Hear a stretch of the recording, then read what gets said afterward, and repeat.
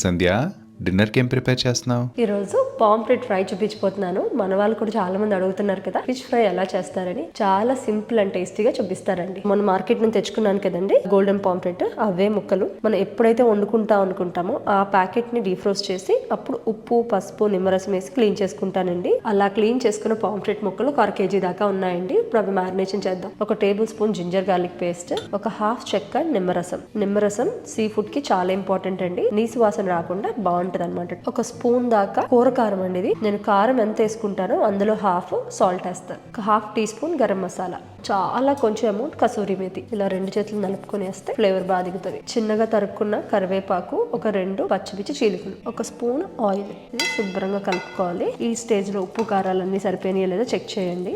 ధనియా జీరా powder కూడా వేయాలి, so అది కూడా వేసుకోండి. చేప మ్యారినేషన్ చాలా క్విక్ గా అయిపోతుంది. చికెన్, మటన్ అయితే ఓవర్ నైట్ ఉండాలంటాం, కానీ ఇవైతే ఇన్స్టెంట్ గా కూడా చేసేసుకోవచ్చు. సందువా చేప చాలా టేస్టీగా ఉంటుంది. మా సమయానికి ఇలా వేపేసి ప్లేట్లో ఇచ్చినా హ్యాపీగా తినేస్తాడు. ఒకటే ముళ్ళు ఉంటుంది కాబట్టి. వేయించుకునే ముందు ఒకసారి ఫోర్క్ తో ఇలా గుచ్చుతాను అనమాట. దానివల్ల ఏంటి అంటే లోపలికి బాగా ఉప్పు కారాలు వెళ్తాయి. 30 minutes అయితే పక్కన పెట్టాను కదండి. ఇప్పుడైతే ఫ్రై చేసేసుకుందాం. నేను అన్ని ఫ్రై చేయను, ఇప్పుడు మాకు ఎంతవరకు అవసరమో అంతవరకు ఫ్రై చేసుకుందాం. ఆయిల్ కూడా నేను పెద్ద ఎక్కువేం వేయలేదండి, 1 స్పూన్ వేసాను అనమాట, ఒక 3 ముక్కలకి. ఫస్ట్ అయితే ఆల్వేస్ కరివేపాకుతోనే స్టార్ట్ చేస్తానండి నేను.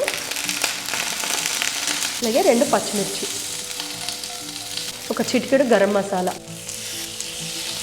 ఒక 5 minutes అయితే వేయించానండి. పైన అయితే మూత పెట్టాను, ఇటుపక్క కూడా మగ్గింది. ఫిష్ ఫ్రై అయితే అయిపోయిందండి. లాస్ట్ లో ఒక చిటికెడు కారం బాగుంటుంది అనమాట, చిటికెడు ఉప్పు జల్లేసి దించుకోండి.